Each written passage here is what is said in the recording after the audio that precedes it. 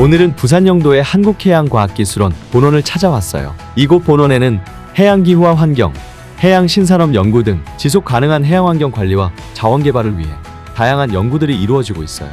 해양의 미래를 위해서 어떤 연구가 진행되는지 함께 가보도록 할까요?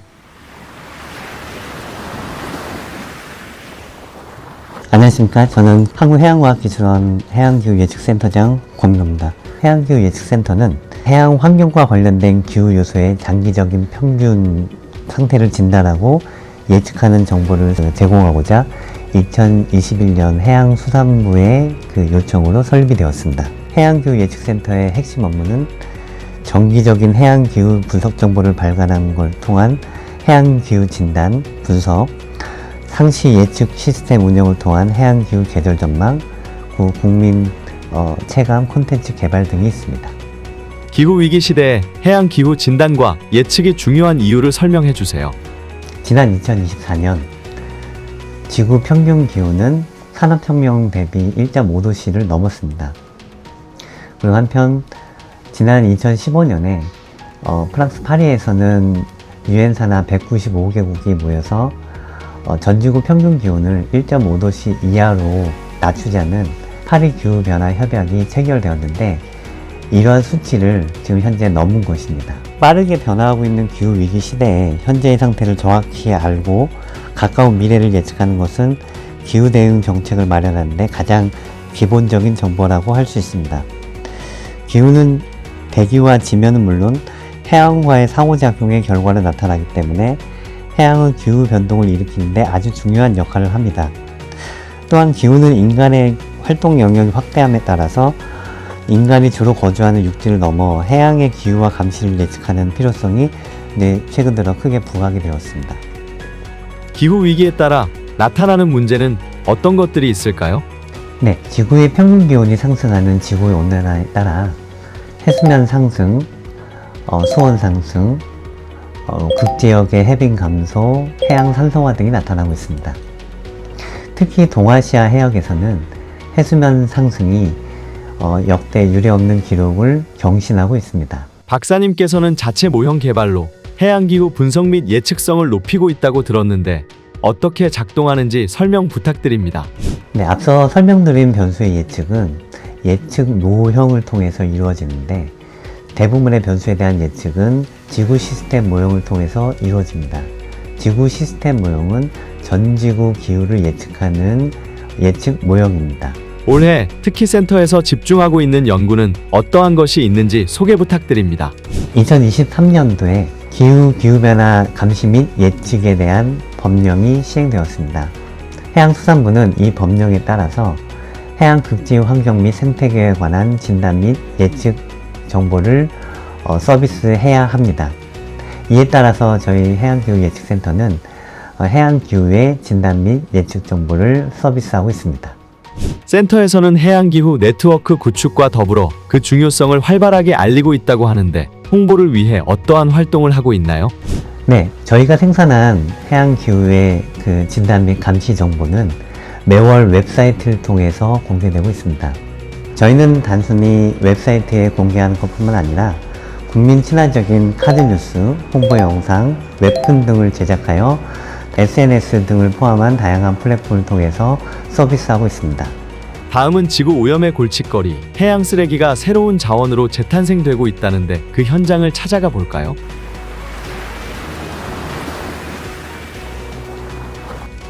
안녕하세요. 해양공간개발에너지연구부에서 더 깨끗한 해양공간을 위해 해양 쓰레기를 재활용하여 항만 구조물에 적용하는 연구를 수행하고 있는 박준길 선임연구원입니다. 해양 쓰레기 재활용이 어려운 이유가 무엇인가요? 네, 해양 쓰레기는 일반 육상에서 나오는 쓰레기와 달리 분리되어 배출되지 않습니다. 해양 쓰레기를 재활용하기 위해서는 우선적으로 선별이 필요하고 이런 선별 절차를 위한 전처리 공정이 필요합니다. 이러한 전처리 공정이 들어갔을 때 최종적인 제품을 생산한 결과가 육상 쓰레기보다 비용이 많이 발생하기 때문에 일반 산업에서는 이를 사용하기가 매우 어려운 현실입니다. 왜 항만 구조물에 적용하려고 하였는지 궁금합니다. 해양 쓰레기 중 일부는 고부가가치 산업인 패션 산업에서 사용되고 있습니다. 하지만 저가의 저품질의 플라스틱들은 전량 소각되거나 매립되고 있습니다. 소각되거나 매립되는 저가의 플라스틱을 항만 구조물에 적용한다면 콘크리트의 인장 강도 향상과 내구성을 향상시켜 보다 경제적인 활용이 가능합니다. 또한 항만 구조물은 인체의 접촉이 적기 때문에 재활용 과정에서의 비용이 보다 저렴할 수 있습니다. 이를 확인하기 위해서 연구를 수행하게 되었습니다. 해양 쓰레기가 원재료로 재탄생하여 항만 구조물로 만들어지는 과정을 소개해 주세요. 해양 쓰레기 중 폐어망과 로프 같은 경우 표면의 이물질을 제거하기 위해 아변 롤러를 이용해서 표면 물질들을 부수게 됩니다. 이렇게 부서진 이물질들은 집진기를 통해 제거가 되고 1차 세척 그리고 파쇄를 진행하게 됩니다. 그리고 2차 세척조인 수조에 들어가 비중 분리를 통해 물에 뜨는 플라스틱들을 수거하게 됩니다. 이렇게 수거된 플라스틱들은 건조된 이후 짧은 섬유 형태로 나오게 되는데 이를 콘크리트 내부에 넣어서 콘크리트 균열 방지에 사용되게 됩니다. 이러한 섬유 형태 이외에도 일반 플라스틱 같은 경우 동일한 세척 절차를 거친 이후 고온에서 육융하여 패널 형태의 판재를 생성하여 항만 구조물의 표면에 부착할 수 있게 됩니다. 재활용 기술을 적용한 항만 구조물의 성능 및 경제성 평가는 어떻게 이루어지나요? 우선 해양 쓰레기를 재활용한 제품과 신재의 제품을 비교 평가를 하였습니다. 재료 형태, 작은 단위의 재료 형태에서의 비교 평가를 수행하였고요. 이후 큰 구조물에 실제 적용하여 해양 쓰레기를 재활용한 구조물과 신재를 사용해서 만들어진 구조물을 비교 평가하였습니다. 이렇게 비교 평가를 한 결과 섬유 형태로 콘크리트에 들어가는 제품 같은 경우 제작 비용의 30%의 절감 효과를 얻을 수 있었고요. 판재 형태의 구조물에 붙이는 보강재 같은 경우 동일 가격에 동일 성능을 확보하는 데 성공하였습니다. 연구 결과에 대한 의미와 향후 적용 가능성이 궁금합니다. 본 연구 결과를 통해서 지금까지 재활용되지 않았던 해양 쓰레기가 재활용될 수 있다는 것을 확인하였습니다. 이렇게 재활용된 건설 재료는 향후 건설 산업에 활용이 가능합니다.